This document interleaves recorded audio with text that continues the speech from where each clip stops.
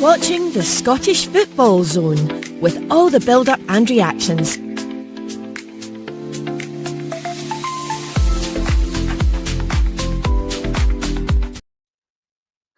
Hello, very good evening to you and welcome to the very late show of the Scottish Football Zone, Robbie. We are on this time because the final score from Rugby Park came in. It was Auchinleck Talbot 0, Celtic 2, and the fluke of the next round. And we're just waiting for the next round to start. The other game played today was Aberdeen 1, Raith Rovers 0.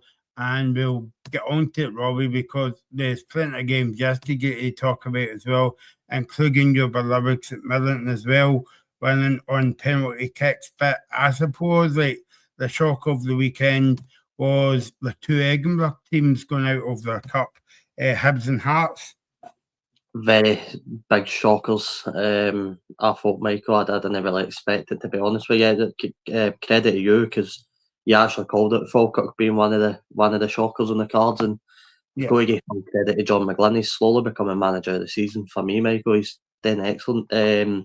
Just as you said that, I have just got the draw numbers through for each team. So it'll be Aberdeen number 1, Airdrie number 2, Celtic number 3, Dundee number 4, Dundee United are number 5, Dunfermline, who obviously put out Hibs, are number 6, Elgin City, who went through against Cameron Juniors, number 7, Falkirk, who obviously, as we mentioned, put out Hearts, number 8, Celtic Hearts are number 9, Motherwell number 10, Partick Thistle are number 11, Reagan's Partick Thistle mind, Rangers are number 12, St Mirren are number 13, Stenhousemuir are number 14, Stranraer are Queen's Park, who are obviously the rescheduled game for Tuesday night, are number 15, and Spartans are number 16. So that is your numbers for the draw.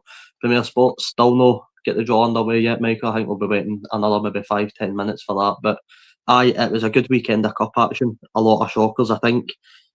Although we mentioned both Edinburgh clubs probably being the two big shockers, Stenhousemuir getting a 4-0 win over Greenock Morton is one hell of a result for them. Obviously, Morton just hired Ian Murray as their new manager. He's had 2 weeks on the training pitch, and that's the type of performance they put in. I mean, Morton fans were less than happy on social media yesterday, but congrats to every team that get through the draw. Some really impressive results. A last-minute winner for Dundee away at Kilmarnock. So, Michael, it was a good weekend of cup action. Yeah, no, exactly. I mean, just looking through the results here, I suppose like the only kind of shocks, well, I say shocks score a bit because they won the game, Robbie, but I mean, you would expect Motherwell to win a few goals at home against Ross County. They only won that 1-0. Yeah, well, Michael, funnily enough, that is the game I treated myself to. Livingston versus St Mirren was not televised in any way, shape or form, so I was not able to watch the game. I've only seen sportscene highlights. So I treated myself to a bit of Motherwell, and Ross County set up 5 at the back in the first half anyway. They try to combat Motherwell's obviously high attacking line. They done all right for the most part. They had a few chances. Ronan Hale created a few half chances, but Motherwell get the job done, and that's, I think, Michael, based off of what I've heard for the Celtic game today, that's all you can really ask for. I know. I mean, I suppose like when you're in this part of the draw, Robbie, it's like the performances come second, don't they? And like, it's all about getting through to the next round. Exactly. You just want to get your name in the hat, and I do believe the draw is about to take place, Michael. They're just setting the balls up now, I think. So we shouldn't be too far away from seeing who's going to be. I'm actually believe the draw is happening now, Michael, as we talk. I'm just trying to get up. So the first team out is number 13. I believe that's Stephen Davis in the draw, actually. But there's been a few teams that actually, right, so number 13 are playing number 16, I believe. Sorry, I've missed a few teams there. So the first one I can see is number 5, Dundee United have came out. Oh, Dundee United. They're at home as well. They'll be happy that will be a home draw. Dundee United will play number 16. Spartans at home. That's a good draw for Dundee United. That's a good draw, aye. At home as well, so Doing good when your pal will be happy at that, Robbie. Number 6 are out Dunfermline, the Pars. Obviously put out Hibs. A pretty big another home draw. Maybe Neil Lennon had something to say because he was on the TV tonight for the Celtic game, so and they will play Celtic Hearts. Just to catch up on the draws that I've missed, Michael, we've had Aberdeen taking on Motherwell at Pittodrie, and Airdrieonians taking on St Mirren at the Airdrie Stadium, which is interesting. Couple of good games there, Robbie. I know. Falkirk have been given their away tie. I'm just trying to find out who that's to quickly. By the way, this is live on the Scottish Football Zone. You're getting the draw live to you. Stenhousemuir v Falkirk. I think that's a derby, Robbie. I think so, aye. That's a pretty good fixture, actually. I don't mind it. Stenhousemuir, of course, we mentioned beating Morton 4-0. Your next draw is Rangers versus Stranraer, Queen's Park.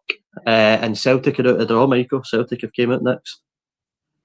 So it's Rangers versus Stranraer, Queen's Park, and then Celtic will play Dundee at Celtic Park. Stephen Presley's men travel to take on Martin O'Neill's Celtic. That'll be an interesting game. Yeah, they'll be just happy to get a home draw after tonight's game.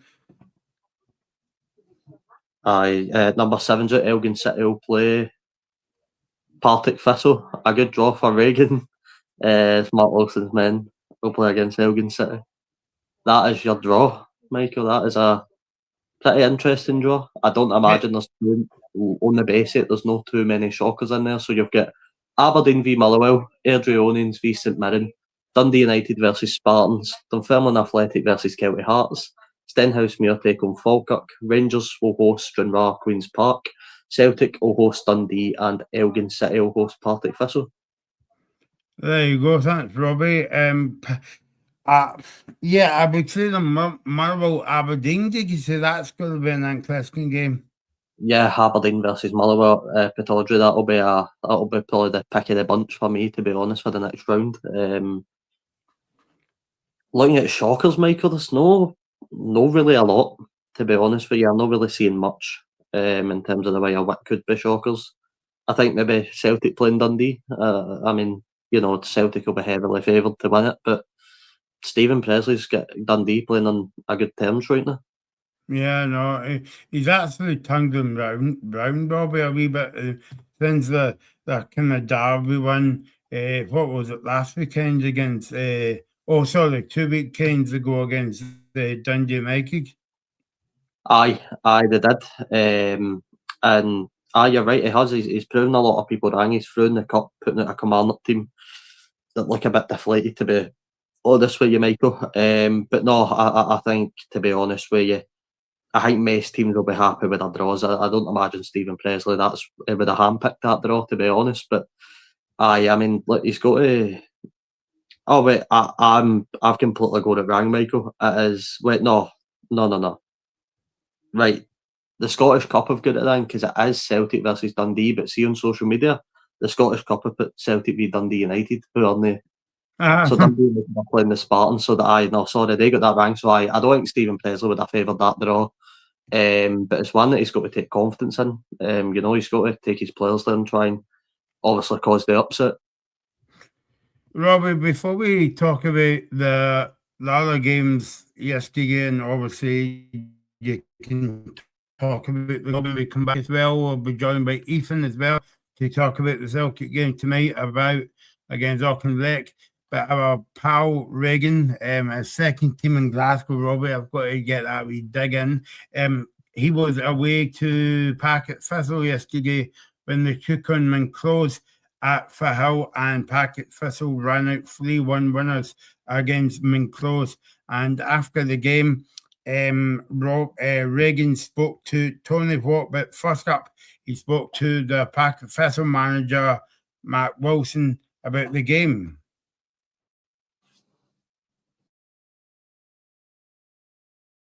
What do you make of that? Look, first and foremost, really happy to get through. There's never any easy games in the competition. Obviously, the draw's favourable because it was a home one, but we knew we had to do things right, and it was important that we got our noses in front. And I thought we scored a very good goal with Paddy delivering for Tony. Yeah. I went a wee bit scrappy, a wee bit transitional from side to side, and we needed to do things a wee bit better if I was nitpicking. And I thought we did that in the second half. Yeah, I mean, you got the perfect response because the players come out there and scored a second goal straight away. Aye, and again, not the perfect ball from Logan, but I think it was something that we'd identified to work on. But nevertheless, it finds its way into the 6-yard box, and there's Tony again in the right place, right time to put it away. So we're comfortable, really comfortable at that stage, and it looked at that stage that we were probably going to go on and make it even more comfortable. Until the decision to send Logan off. And Mark, I don't want to see you pretty angry, but I thought the referee lost a little bit of perspective in the match.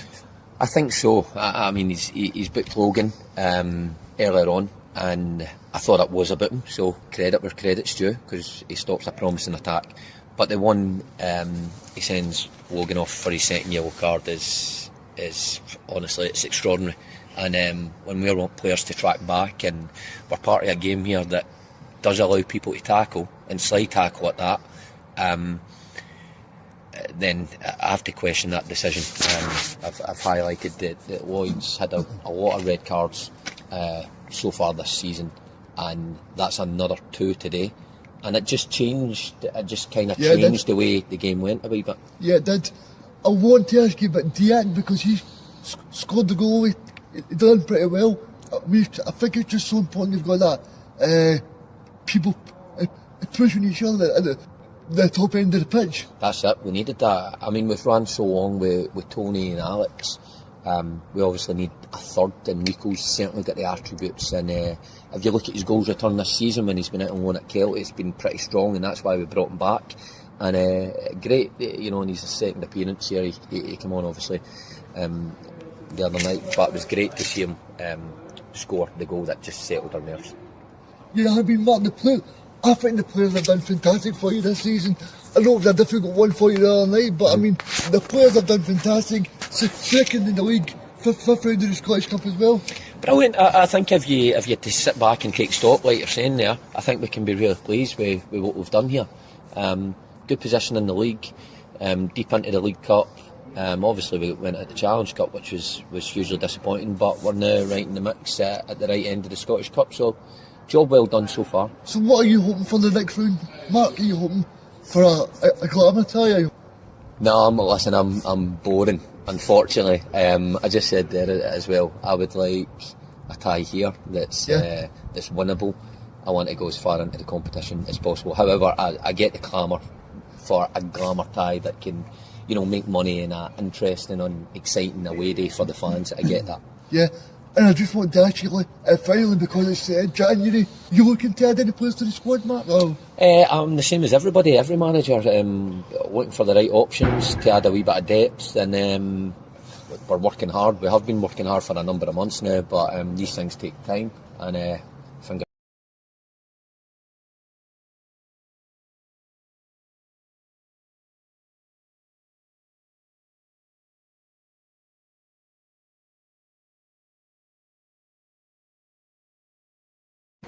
Tony, I just want you to tell me 2 big finishes for you today, and you're through to the 5th round of the Scottish Cup. Yeah, that's always the objective. We just want to get through.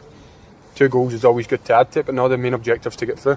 I mean, I know strikers are selfish, Tony, but are you disappointed to go off, especially now to get that 3rd goal? No, I think it was just probably time for somebody else to get on the pitch, and I think it's fair the way the manager shared the minutes, so can't complain.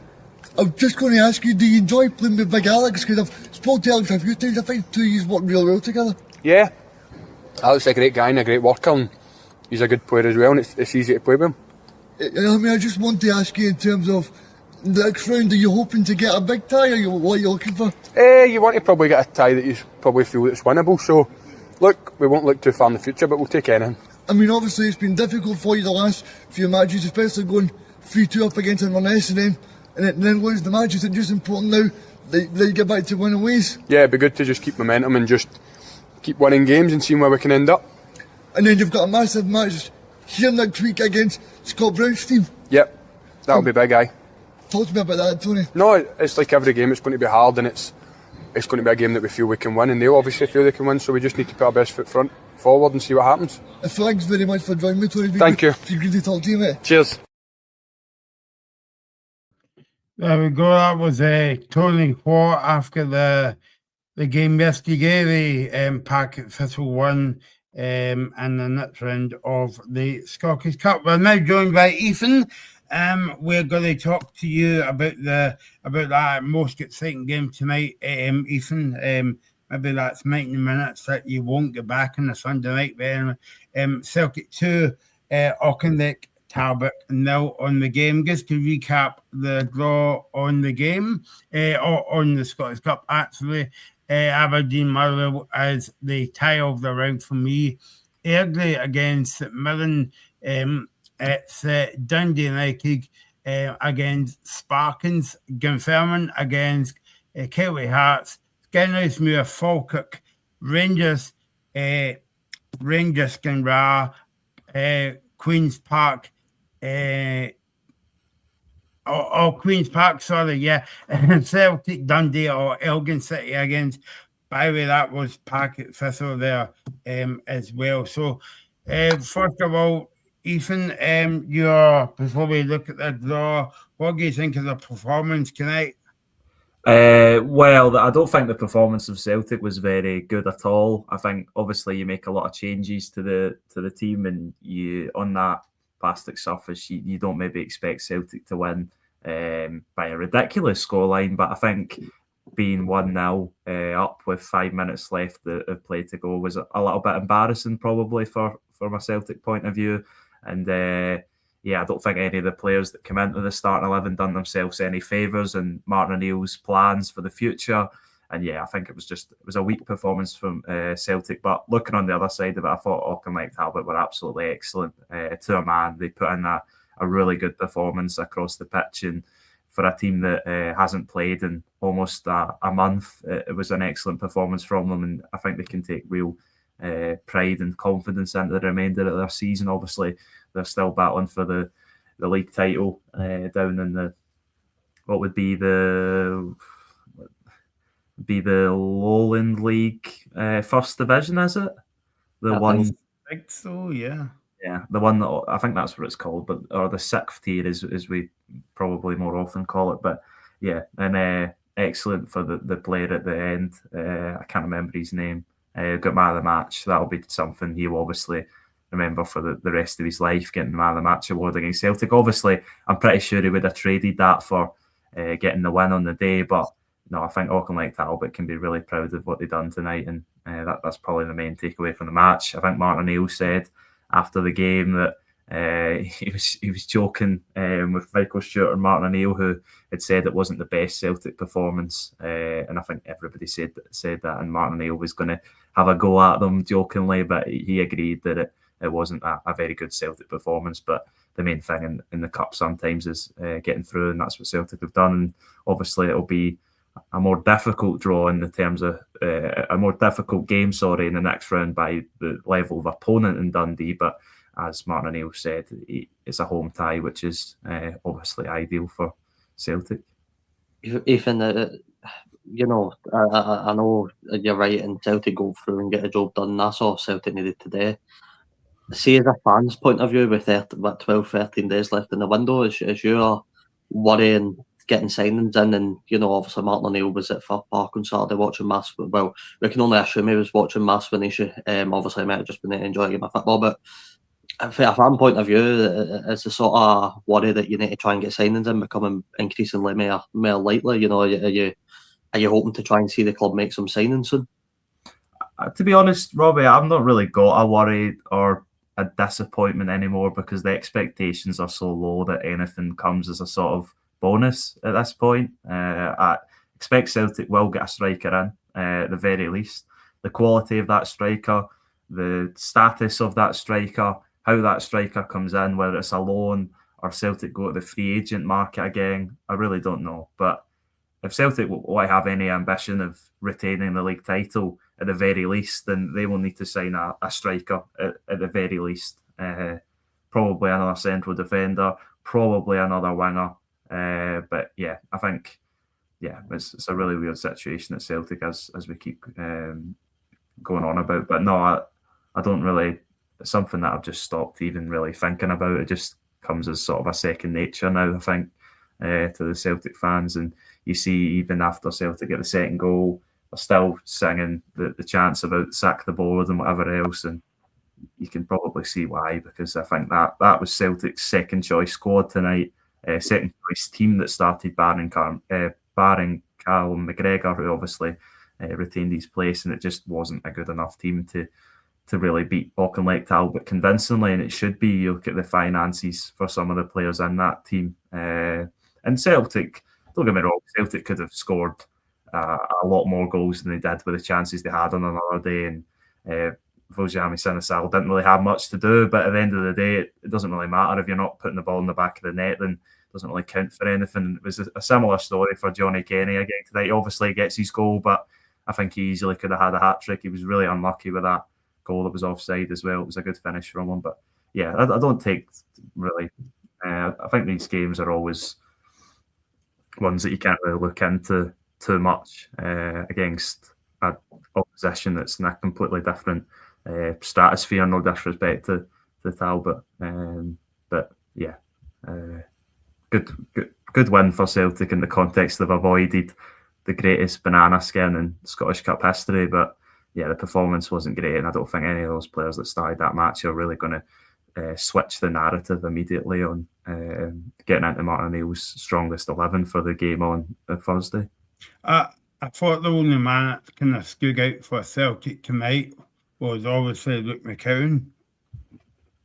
Yeah, I thought Luke McCowan was okay, but yeah, I don't think anyone was great. But as I said, even if players had been really good, the counter argument is you're playing against a 6th division team, and you should be able to look very good against them because these are multi-million-pound professional footballers. But yeah, I didn't think anyone was exceptional.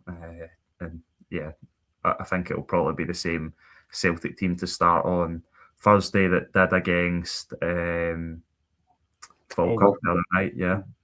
I suppose probably like Celtic and obviously Rangers are in that situation as well. Even though Rangers was at home and they weren't easy in the end, but going away to a plastic park, it's like, well, surely Celtic's going to win easy. And if he came on here, Celtic winning 5-0 tonight, well, they were Celtic fans and all the media and all that will be saying, well, it was only Auchinleck Talbot. But in the same way that if Celtic got beat tonight against Auchinleck Talbot, maybe 2-0, then you would say, well, it was a total embarrassing for Celtic tonight. Well, look, I don't know, but I think Auchinleck Talbot playing grass, I might be wrong. I don't think it makes too much of a difference. Celtic players are paid millions and millions of pounds. They probably train on Astro sometimes, and they'll be used to playing on it. So, no, I don't often think that makes a difference, to be honest. I thought, from what I heard anyway, I think Auchinleck Talbot can probably be proud of themselves, every player. I thought, from what I've seen, they put in a shifting. You don't go toe-to-toe with Celtic and keep them only one goal down for 84, 85 minutes. Whenever the second goal came, you don't only keep it 1-0 to Celtic for that long if you're not putting a good performance. We've seen teams in the Premiership get rolled over by Celtic, numerous times. Dundee, who they'll be facing in the next round at Celtic Park.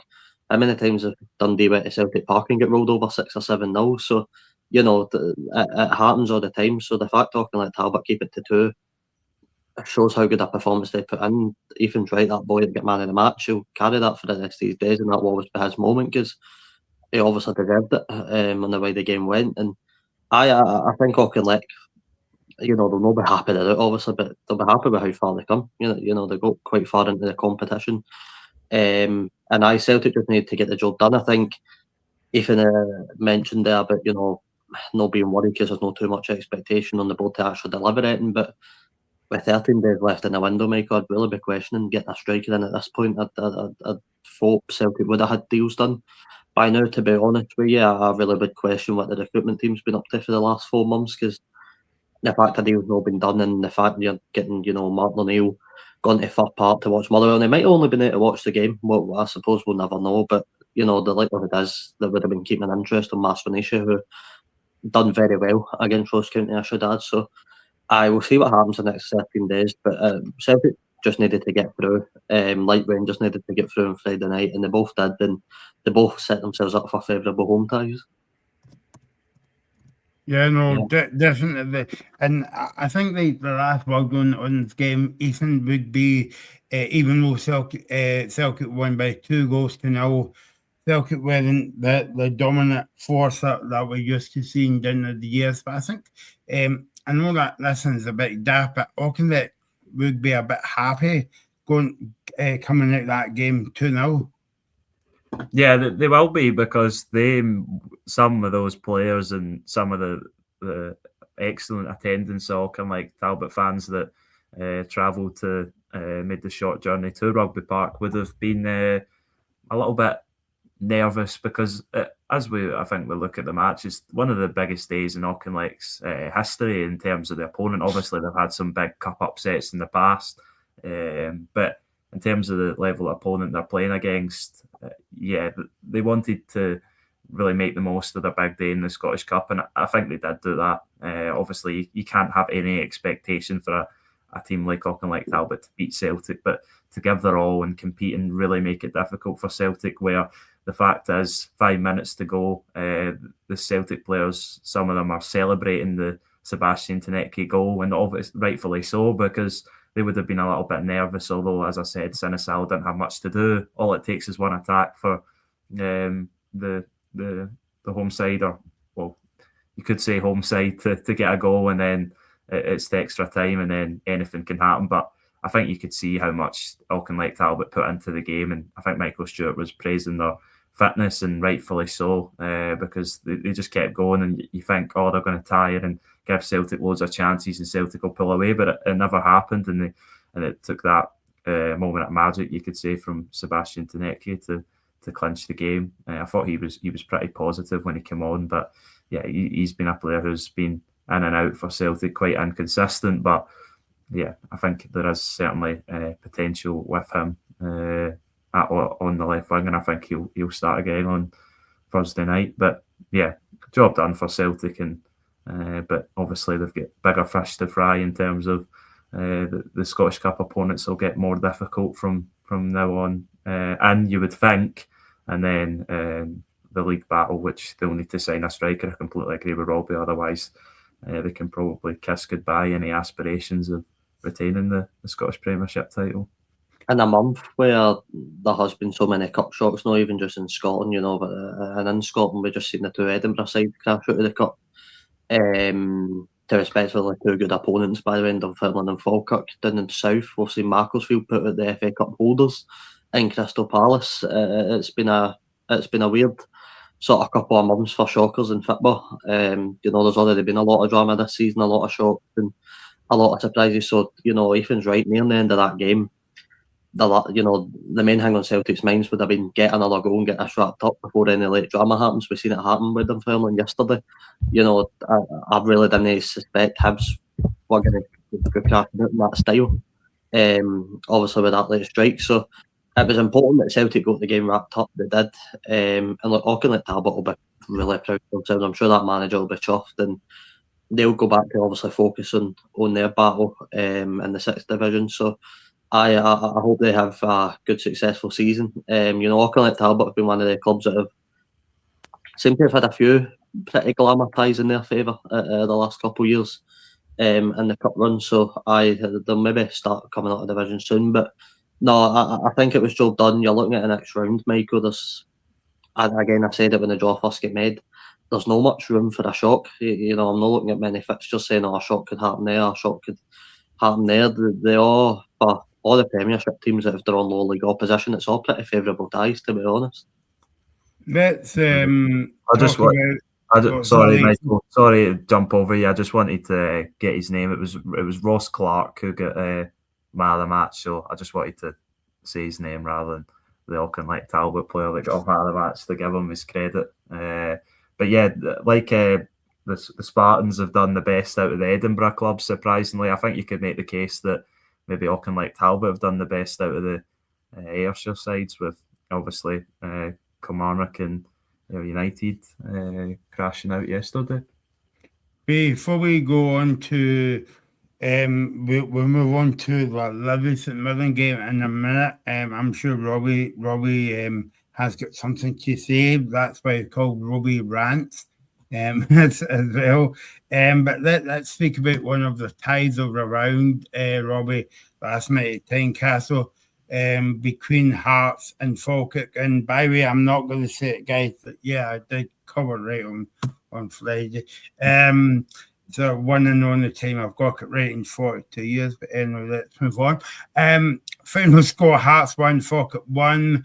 Extra time was I don't know about you guys, but I think they should go back to the golden goal again. And that's goals the winner and all that, because I feel though extra time's a bit boring. And then on penalty kicks, Hearts won, Falkirk won the penalty kicks 5-4, and good penalties as well, Robbie. But a bit of injury worries for Hearts at the end of the game. Shankland came over injured in the extra time. So that's the worry ahead of the game next week. And I'm sure that he'll be out for a few weeks, because I think it's a hamstring injury. Aye, Mike. It's funny you mentioned that. I think there was maybe only 1 or 2 games that went to extra time that actually had goals in extra time. So majority of games would have went to penalty shootouts anyway. But the golden goal rule is always an interesting one. But on that game, I mean, I said it earlier in the show, John McGlynn's getting right up there for manager of the season now. The fact he's taking that Falkirk team for League One and 6th place in League One when they get hired to fighting for top 6 in the Premiership. He's got them on a good cup run. He's just knocked out the leaders' Hearts at Tynecastle, which I don't believe any other teams beat them there this season. I might be stand corrected. I was trying to think in my head earlier, but I don't think anybody's beat Hearts at Tynecastle that I'm aware of. So the fact that he's achieved all of this in the space of 3 years, or that they're coming up for 4 now, has got to be applauded. And it's brilliant work. You know, Parkinson stepping out to take a penalty, a 20-year-old lad from Newcastle, all that pressure on his shoulders, you know, to deliver Falkirk through to the next round. And he had so much, he was so calm in that moment. It's turned into probably an unimaginable season for Falkirk. You know, I know you spoke to Alan Risk, obviously a big friend of the show, big Falkirk fan. He probably couldn't believe this is happening right now in his wildest dreams. I think he said that. I think he said in terms of the top 6 battle, he could never actually imagine being in that race. I think they're going to overextend that, and I think we could be talking about Falkirk at the end of the season being in a top 5, top 4 battle, to be honest with you, and really pushing for a good cup run. So, Falkirk fans would have loved that. In terms of Hearts, you mentioned the injuries there with Lon Shankland. That's a very big miss you had on top of that. I believe it's what Devlin and Beningame as well for long-term injuries. That's going to affect Hearts. I know came out this morning that I think their chief director, McInnes, and the recruitment sat down today to discuss getting more signings in ahead of the game against Celtic, and I think they will need to. But, you know, it's going to be interesting to see how Hearts bounce back. We almost say this every time Hearts have dropped points or Hearts have lost, how will they bounce back and what will the reaction be like. I think this is maybe one of the bigger blows they've been dealt so far. You know, they put so much into that game, obviously getting through extra time to lose it on penalties. It'll not be a nice feeling for them, so they'll need to try and bounce back at the weekend and try and continue on that positive run of form ahead of that massive game against Celtic. Yeah, that's the big one for Hearts. I think it's the perfect opportunity next weekend to get back to winning ways and extend their gap between Celtic. Obviously, Rangers will still have the chance to narrow the gap.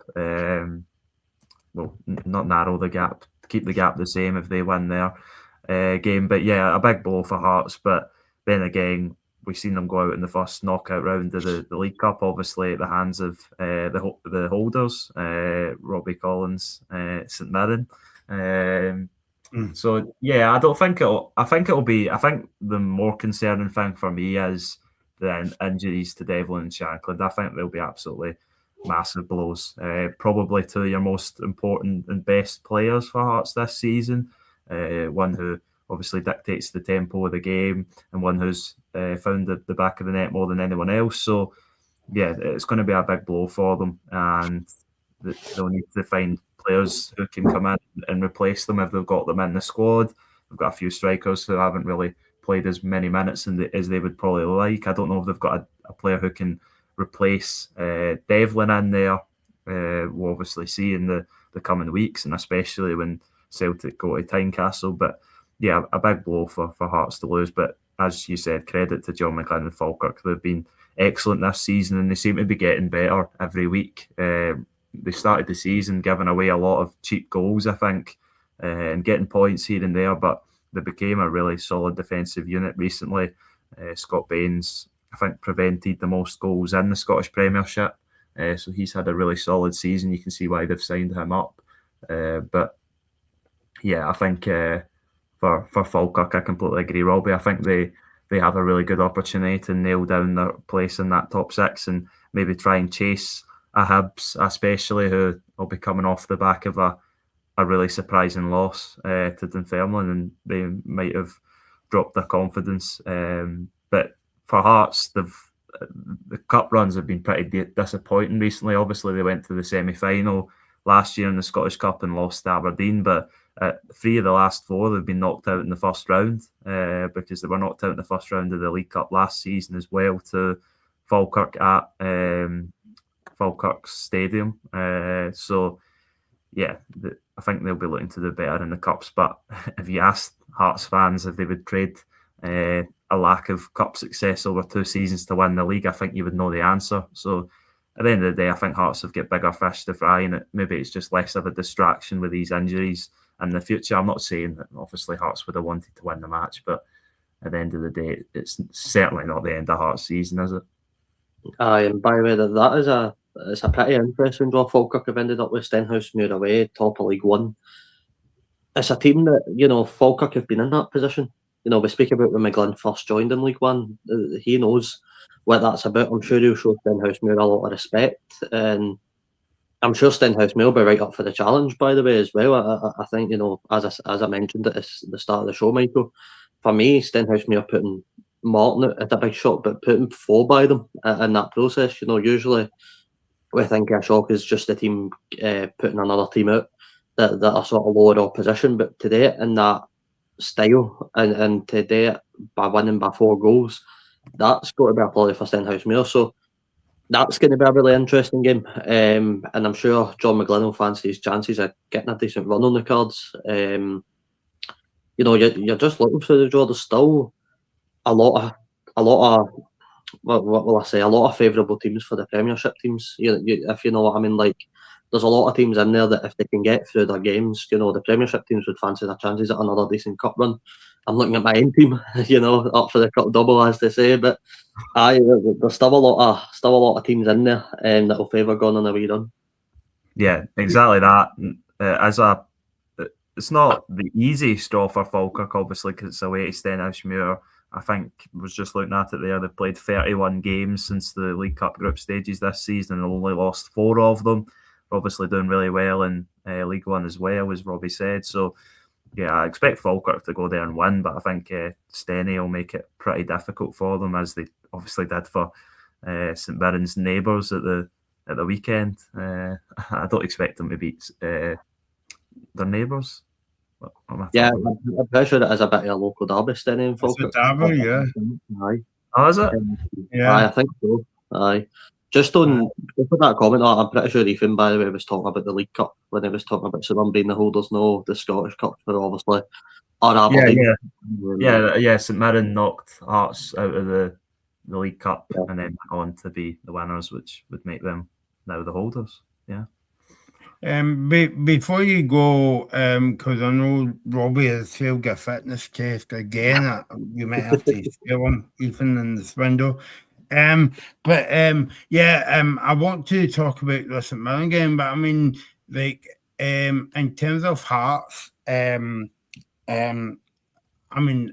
last night's game, I mean, they're going to be you guys, but Falkirk kind of dominated that game for me as well, and I mean, it kind of baffled me how they never won it in 90 minutes as well. But I mean, You know, it's going from it's a business end of the season, Robbie, but obviously there's injuries and suspensions coming up for Hearts and big games as well. Obviously Celtic next week, and they've got Hibs coming to Tynecastle in a few weeks as well. Look, injuries and this time of season hurts any team. Hurt literally every team in the league because there's only so long you can be at your powers for the sort of peak of your powers and playing everybody at full fitness and everybody's fine, and you're going to get injuries at some point. What I'd say about Hearts is they've recruited strongly enough that you're not going to tell too much of a difference. Now, obviously, you'd much rather have Lon Shanklin than Cammy Devlin in your starting 11, there's no doubt about that. But if Hearts wanted to be serious title contenders and Hearts wanted to be pushing for the league, you've got to use your squad depth. That's what teams do. You know, you need to rely on your backup players sometimes to come in and do a shift. You're not going to win the league based on a starting 11. That's not how it works, and it never will be. So Hearts, I'm sure they'll recruit a few other players ahead of that game against Celtic. But you know, you've got to rely on the players you've got to hold. And I'd still like to think Hearts' squad is pretty strong, even without Devlin and Shanklin, of course. As I mentioned, you'd much rather have them, but I don't think it's the end of the world, to be honest, for Hearts. I still think they have a lot of good attacking talent. So I'll be interested to see how they go on. But I think you're right, Michael. Falkirk done really well. I thought John McGlynn played the game perfectly, to be honest with you. When I watched Falkirk for the first time when they came back up against us at the Falkirk Stadium when we won 2-1, I didn't think, to be honest with you, I didn't think they looked too good at the time. I thought they were a bit slow. I thought for the start of the season they looked pretty slow, and I think they were maybe struggling to adapt to life in the Premiership. But John McGlynn's really got it right now. He's gone on some run. If they can get a good cup run along with a top 6 finish, that's a really good season for Falkirk, and it's something they can build on as well. I mean, how far are Falkirk wanting to push this? You know what I mean? We're speaking about a team that have come all the way from, as I said, League One, back-to-back promotions. They just look like they're no stop many times soon. And what I'd be asking now is, how long has John McGlynn got at Falkirk, before he gets poached away by a bigger club? When's somebody going to take a punt on him and say, look at what this guy's done the last sort of 3-4 years, we'll take him on? So it's going to be an interesting next couple of years for Falkirk, but they're growing at a rapid rate where they don't look like they're really going to slow down. They've not really hit that brick wall yet, to be honest. Yep. So well done to Falkirk beating Hearts as well. It's no mean feat going to Tynecastle under the lights and playing in that full house and dominating the game. So well done to Falkirk. Let's move on to the St Mirren game. By all accounts, I know I've not saw the game yet, but I don't think it would be a classic game. But it's just like getting in the next round, and St Mirren done that. Final score 1 each, and St Mirren won 4-3 in penalties, Robbie. I knew it would be the team that would get Scott Arfielded on his sort of first couple of games for Livingston. I could just tell it. It was a really nice goal, but I think what Robinson said is if VAR's in, it probably does get chopped off, to be honest. And, you've got to say credit to Levy. I thought when the team sheet came out, to be honest, Michael, I was a bit worried. He'd made one change, and it was a forced change because of an injury. Conor McMenamin dropped it for Jaden Richardson. Kept the team completely the same, and I sort of went, right, this is going to be a struggle. Also to note, Fraser Taylor wasn't even in the squad. I don't know if Robinson's mentioned about an injury. I don't think he has. So I don't know if maybe wee Fraser's going to be on the move, which I hope no. I hope he does stay around. I think he's potentially got a lot of quality. But no, the game, Michael, it wasn't a cup classic.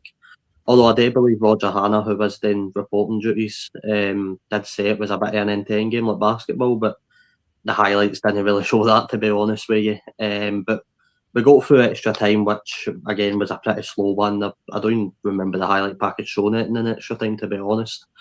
Bar the Shamal George save, which was a really good one, by the way. And then on penalties, we managed to get ourselves through, Michael, and that's all you have to do in the cup. It was away to Livingston. It's an absolutely brutal game at the best of times, but we got through. We got the win, which is for me the most important thing. And now we play them a game on Tuesday, and a game where just by going at that game, it's going to finish 1 each again, and it's going to be a draw. You know, Livingston always has a draw at Livingston Stadium, so it's going to be an interesting game. But I'm just so happy we get the job done, and hopefully it will boost the players a wee bit. The confidence hasn't been there. Robinson's gave them a lot of home truths the last couple of weeks, and they reacted well. I mean, you couldn't ask for a better start after 3 or 4 minutes. You know, Roland Adobu scoring, which hopefully relights his sort of fire for the rest of the season, because it's been off it a wee bit. But I'm mainly happy to get through. And a game away at Airdrie, which I actually quite like the away games. I might try and get along to Airdrie, to be honest with you. I've never been before, so another Thistle Park, Robbie. Huh? Another at Thistle Park. I know, that'll be fun. But no, I just like going to new grounds. Airdrie's quite a big stadium as well. I'm pretty sure they've got a big capacity. So, it's a pretty decent draw. I'm happy with it enough. Happy enough that we can get through and progress into the next round, and maybe kickstart a cup double. Who knows? Yeah. Possibly. But obviously, it's so important that St Mirren got that win, and probably it'll be just as important to get a win on Tuesday night. But obviously, the cup's one and done, as we know. If you're out, then you're out. There's no second chances, and yeah, good for Stephen Robinson to get a win. And as you said, Robbie, it'll probably be hoping that the players kick on now after that. It wasn't convincing, as you said, but going to Livy's still going to be a difficult challenge, especially in the cup. And yeah, good for Dolwood to get the goal third time lucky, obviously, get the 2 disallowed against Hearts. And then good for Scott Arfield to get a start, because obviously that's why he left Falkirk. He wasn't getting the minutes that maybe wanted, and that was why there was the mutual agreement with Falkirk to leave, and then he gets his goal. So yeah, fair enough. And you never know, there's funnier things have happened in St Mirren picking up a double. Obviously we've seen St Johnstone do it in unlikely circumstances a few years ago, so yeah, you never know. That's what I'm looking back to be honest with you. Even I'm just looking back to that St Johnstone Cup double, and you know, you can't help but dream. I believe, you know, we've had a pretty good record of penalty shootouts this season, and sort of tough games where we maybe look up against it, we've managed to scrape through. The draw's favoured us Airdrie away. You know, if we get through that, I mean, look, that's weeks and weeks with what we'll get left to talk about before that even becomes a possibility. You know, not going to get too carried away for ourselves. We need to get back to the league first of all and start picking up wins there, and start progressing up the table a wee bit, because the table doesn't make for great reading. But in terms of the cup stuff, I'm just happy to get through, and happy that the players will probably pick up a bit of confidence for that as well.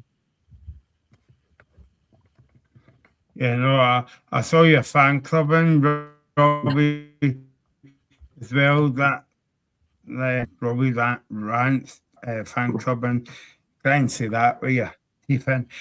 Final to St Mirren on Tuesday. Martindale, you go, pal. As well. Maybe that comment from Reagan, I'm not sure.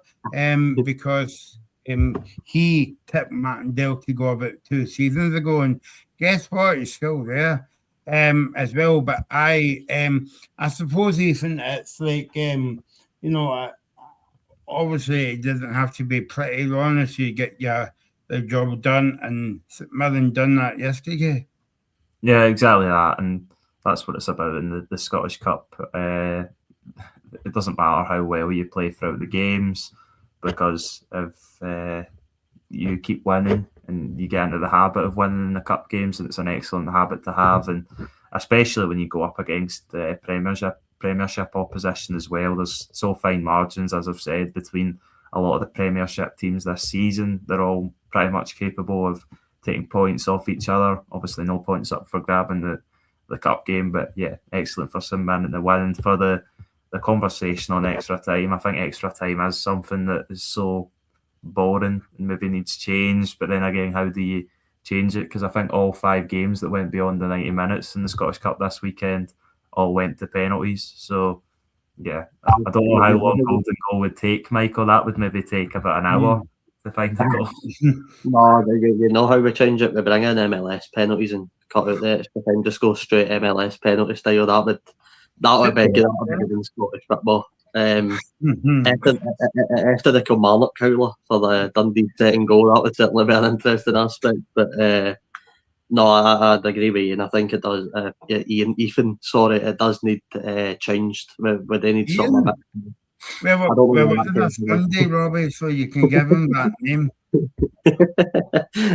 No, I think with any change and extra time, it does become a bit flat. You sort of know as soon as extra time starts, it's gone to penalties, no matter what happens. And I'm just happy we got through. But no, I like to see a sort of different idea come into play. But I'm getting it ahead now.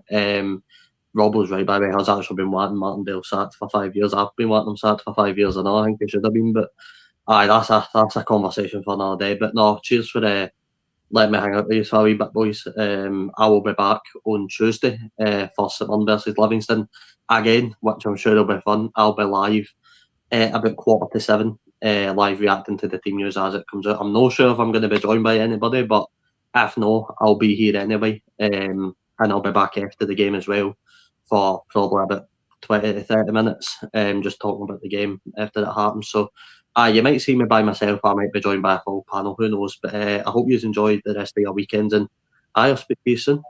Yeah, likewise, Robbie, and I'll see you soon, I'm sure. See you soon. See you soon, Ian.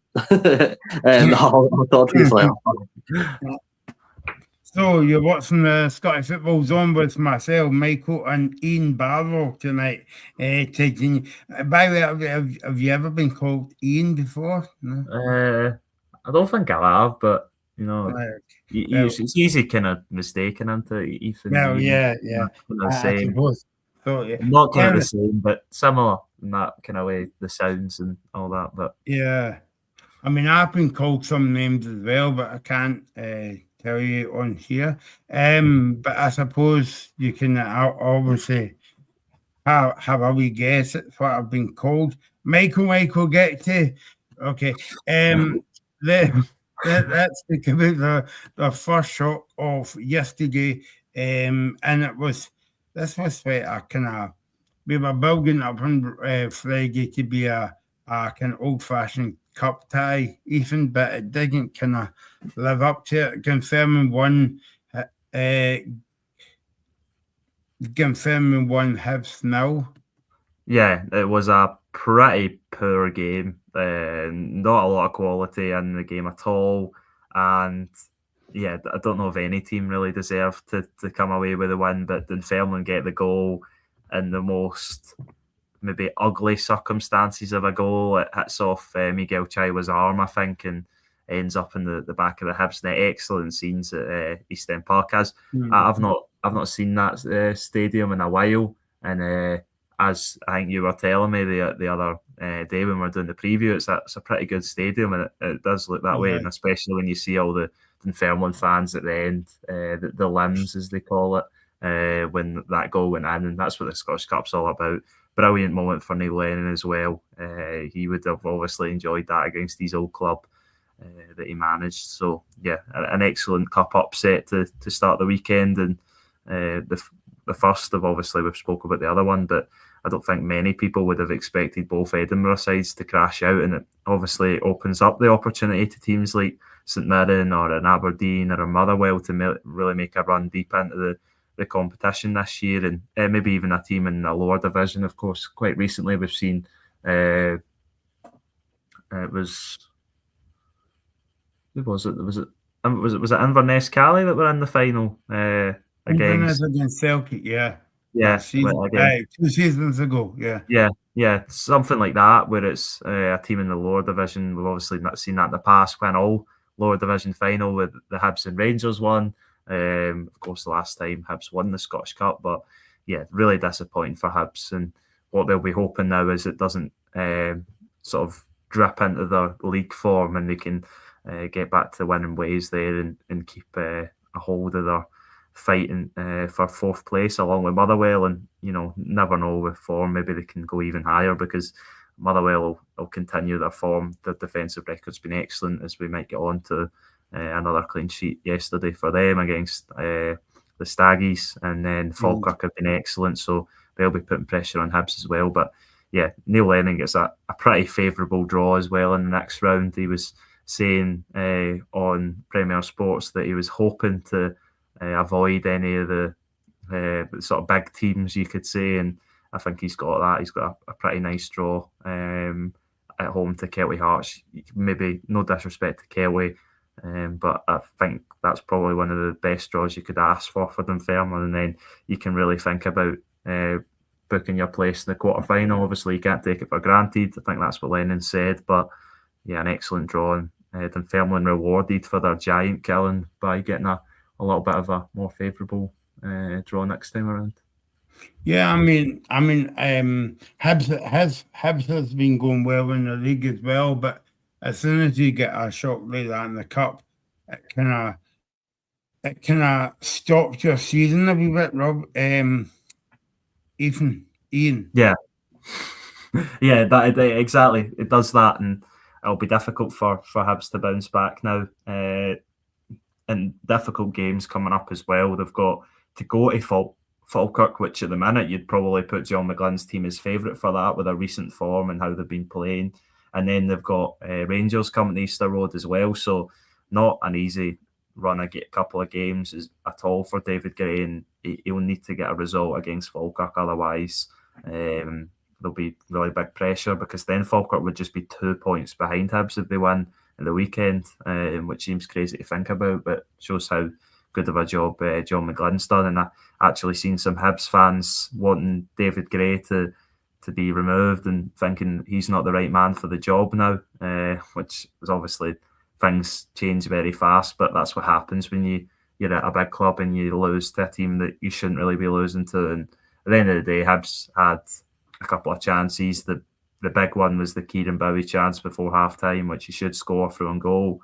But it obviously just wasn't his or Hibs' day, and it was Dunfermline's afternoon to celebrate. And I hope they enjoyed their celebrations, and now they'll be back focusing on championship business before they can look to have a run, an extended run in the Scottish Cup.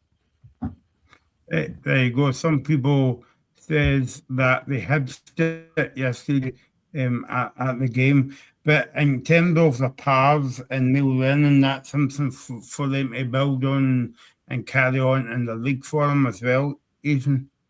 Yeah, exactly that. And they've been not the best in the league recently, as of late, but they've not played a lot of games, and understandable circumstances as well with Neil Lennon, obviously, the loss of his father. So yeah, but hopefully they can get back to a really good, not a really good vein of form, because they've never been in that throughout the season, but convincingly staying in the championship will probably be their first priority, as it was last season when Lennon took the job.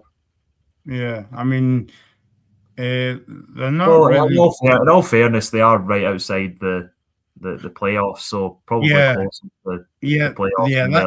But it is very tight in the championship, as it usually is, so you never know. Yeah, that's what I was just looking at when you were talking about that, Ethan. I mean, they're sitting in 5th place, so that's not too bad at this time of the season. Yeah, 3 points behind Scott Brown's Ayr United with a game in hand as well. So yeah I think Neil Lennon will be really happy with that, and obviously they've got a bit of fixture congestion because they missed a couple of games this year, but they got a big win over Raith Rovers recently, which was an excellent one, and then obviously nothing bigger this season than beating the Highbees. So yeah, they'll be looking to kick on and make a run at the playoffs this year. A team you mentioned about the Skaggies, they got beat yesterday over Motherwell 1-0, and it was at home this game. So final score: Motherwell 1, Ross Keating 0. Stuart Kettlewell is going back to his old stamping the ground basically, and I would imagine that he would get a mixed reception by the Motherwell fans. But yeah, it seems as though it was a kind of tough game for Motherwell, but again, they got the job done. Yeah, exactly that. And that's what it's been about recently for Motherwell. They don't like their games to be too chaotic at all. Only 2 goals they've conceded in the last 11 games, which is remarkable. That's what, over 15 hours of football, I think, and to only concede 2 goals in that time, one against Rangers at Ibrox and one against Hibs at Easter Road, shows why they've been so good this season from the defence, and then they've always obviously had some excellent players throughout the squad that James Berth-Velasquez brought in as well. Obviously Tamanda Maswanise was last season, last summer he was brought in, but I don't think maybe there's been anyone better than him this season. Maybe I would say Elliot Watt or Elijah Just is probably alongside him, but Maswanise has been excellent since he's come back from AFCON as well. I think he scored in every game and he was the difference, and yeah, he's going to be a big player for Motherwell between now and the end of the season and securing those European positions, which I think a lot of people, none more so than the Motherwell fans, are confident they can do because they've been immense this season, and Jens Berth-Velasquez done an exceptional job, which I don't think anyone could have seen coming. But for Ross County, disappointing, but I don't think anyone could have had real expectations of them to go there and win one of the most on form, if not the most on form team. Maybe not in terms of wins, but certainly defensively, the most on form and best defence in the country this season. It would have always been a difficult task. But yeah, I think Ross County have been, we've certainly seen improvement under Stuart Kettlewell, and they'll be hoping that it continues at Dingwall and they can steer themselves clear of relegation, because unlike Dunfermline, they're certainly in the midst of a relegation battle. Yep, and Motherwell will be going back to the form of Nogget, and I've not saw the fixture for next week, but I would imagine that home kick. It's that's another kind of. I was going to say a very difficult game, but Kilmarnock's going through a bit of a sticky period as well at the moment. Yeah, that's probably one of the fixtures you would have liked at home, but then again, we've seen it's difficult for any team to go to Motherwell and at home and score a goal at the minute. The last team to score at Fir Park would have been, let me see, not in any of those runs in the last 11 games that I spoke about. Then the last team to score at Fir Park, unless I'm missing anything here, which I might be, was Falkirk when they scored twice in October. So, oh wow, yeah, that's the last team to go to Motherwell and score a goal. So, yeah, I don't really have any hope of Kilmarnock doing that, to be honest. Obviously, someone's got to break the streak, but I fancy Motherwell very, very strongly to win that match. I mean, that sort of shows you how well they're doing this season at home as well. Let's move on to one of the other games that you heard from Tony Hoare and Matt Wilson early on in the show. Reagan was along to the game yesterday between Packet Thistle against Monclose. Packet Thistle 3, Monclose 1. Ethan. Yeah, and they got the job done. Partick Thistle, and it was a decent win. I did hear a bit of Mark Wilson speaking. Reagan, good questions as always, and Tony Watt as well, who obviously got the 2 goals and found some decent form at the contenders, I'll say, for the championship. I still think St Johnstone are favourites, especially over the recent form. But as Mark Wilson was saying, I don't think him or the players or the fans can really have any complaints with Partick Thistle this season. They've done excellent. A lot of people doubted their full-time appointment of Mark Wilson after Brian Graham obviously left to go to Falkirk in the off-season. But yeah, they've done really well this season, and they'll be looking to go on a run in the Cup as well with a decent draw as well. I know it's away, but against Elgin City, they'll fancy their chances to go there and get a result. So yeah, decent for Partick Thistle, a decent win as well. And lucky that this game went ahead, because obviously on the previous show, Reagan spoke to we spoke to the Queen's Park manager, and that game unfortunately didn't go ahead. So that one will be rearranged, and the winner will obviously have the task and the reward of going to Ibrox. And if you missed the interviews,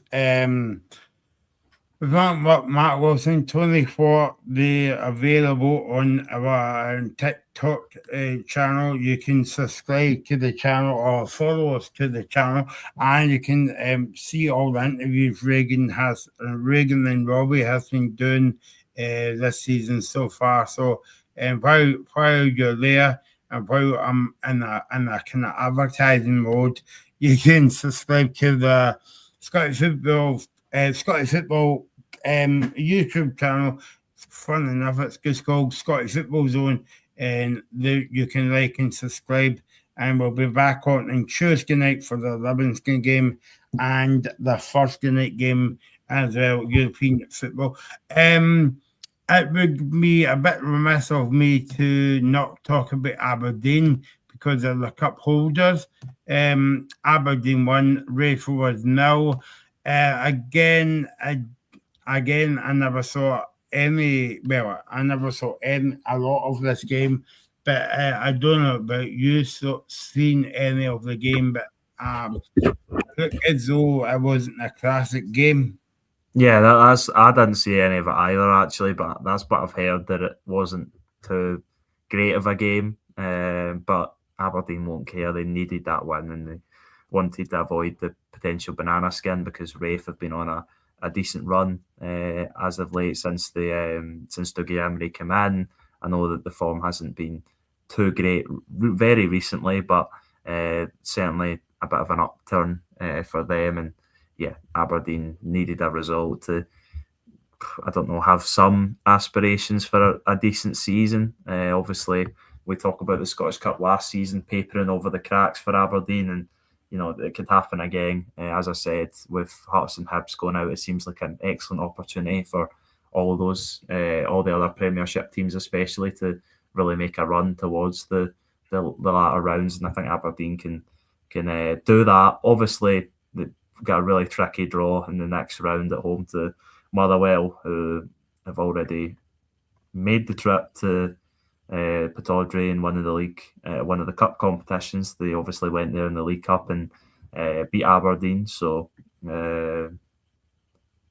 yes, they beat Aberdeen. Of course they did, because then they obviously went out in the semi-final to St Mirren. So yeah, Aberdeen will be looking to pick up a win there, but I think the priority still for Aberdeen is getting a manager in, because it's starting to tick on a little bit, and I think they need someone in the dugout who's going to be there long term.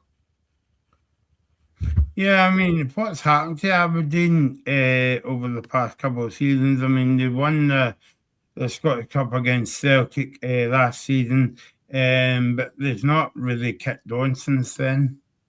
No, they've went backwards, and at this minute they'll be lucky to even make the top six. I know there's still a lot of games to be played, a new manager to come in, but all the teams in the top six look really strong at the minute, and Aberdeen will need to find form out of somewhere, because it doesn't look like the players are playing with a lot of confidence and a lot of belief in what Peter Leven's maybe telling them. If they get a new manager in, then that might change. But as I said, the most important thing was getting the result today, and that's what they've done with the single goal from Jack Milne. So yeah, good win for Aberdeen, because it's, as we said, that the Championship teams are prone to causing an upset to the Premiership teams, but the Dons didn't let that be the case for them. And yeah, usually Aberdeen get pretty nice Scottish Cup draws in the past, but I wouldn't say they've been handed too favourable of a win this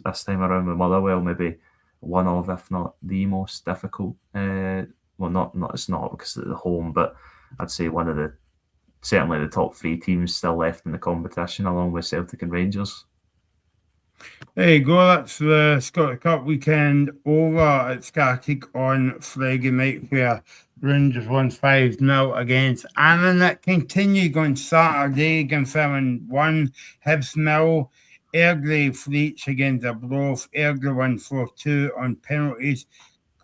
Camden Juniors were defeated 3-1 against East 5. Dundee United 2. Ayr United 0. Kilway Hearts 1. Cove Rangers 1. Cove 1 in penalties. No, they never. Kilway Hearts 1 in penalties. There you go. 5-3. Come out. Still winning times from Neil McCann. They get beat against his old team Dundee 2-1. 1-8 between the Saints and Livy. St Mirren won 4-3 on penalty kicks. The Steelmen 1-1 Mill at home to Ross County. Packet Thistle ran out 3-1 winners against Mincrose. Sparkins Mill and Inverness Mill. Spartan won 4-2 on penalties. Glen Morton get beat 4-0 against Skinbra, and the final score from last night's game was Hearts 1, Falkirk 1, Falkirk 1, 5-4 in penalties. Let's look at the draw then before we go away. The last 16. Aberdeen against Motherwell, Airdrie against Mirren, Dundee United against Spartans, confirming against Kilway Hearts, Skinner's Falkirk, Rangers Skinra, Queen's Park. Could Queen's Park cause an upset again? Ethan, we all see about that. Celtic against Dundee and Elgin City against Packet Thistle. These are the draws for the Scottish Cup, and these ties will be played on the weekend of the 7th and the 8th of February. I'm away to lie down now, Ethan. That was too much work for me. I've not done work like that for a while. So thanks for joining us tonight. We'll be back on Tuesday night for the big build-up to another big game for St Mirren and Livingston. You would probably say it's a 6-pointer, Ethan, between Livy and St Mirren. Yeah, exactly that. And that's what it is. And there'll be obviously the psychological battles. The fact they've just played at Livingston Stadium yesterday, so quick turnaround for them. And Livingston will obviously be hoping for a different outcome. But as Robbie said, so will St Mirren, because a 1-each draw is not really going to do much for them. No penalties to fall back off, obviously, in league play. So they'll be looking to go there and get a win as well. So, yeah, big match. And after that, we'll have a perfect league table where everybody's played the same amount of games, which is something that hasn't been the case for quite a while, with all the postponements for League Cup action and other stuff. And if anyone's interested, I'm watching Morocco and the AFCON finals, obviously one of Scotland's World Cup opponents. It's 0 each against Senegal with 5 minutes left to play. It looks like that game will be going to extra time and probably penalties, as the trend usually goes. So hopefully Morocco don't win, but then again, I don't think it's going to really make a difference. I think there'll be a really strong force going up against Scotland, but you never know. Scotland have got a good squad, and hopefully we can cause an upset, as we keep saying. I don't know if you've seen the news earlier that John McGinn came off early in the match against Everton, which is not good. So hopefully he's okay and can recover in time for June. Yeah, no, and remember we'll be back on first, Ethan, with the Rangers game in Europe and Celtic away as well. So a big week of European action and league action as well. Yep. It feels like we're getting back to the flow of things. Obviously, it would be nice to have a Scottish team in the knockout rounds of Europe. Whether that's going to happen, obviously, Celtic's our last hope in that regard, but I wouldn't have too much confidence in that anyway. No. So, yeah, that would be ideal. But we've obviously got a Scottish Cup, which is shaping up to be really entertaining. And I think, as we've said so many times, we've got a title race unlike any other, and it's been a really entertaining season. So hopefully it continues. Yeah, and we'll continue as well. We'll be on Tuesday, as Robbie said, 6:45, and we'll be back on Thursday. And also, as you've not got enough of us by then, don't worry, because we'll be back on Friday as well.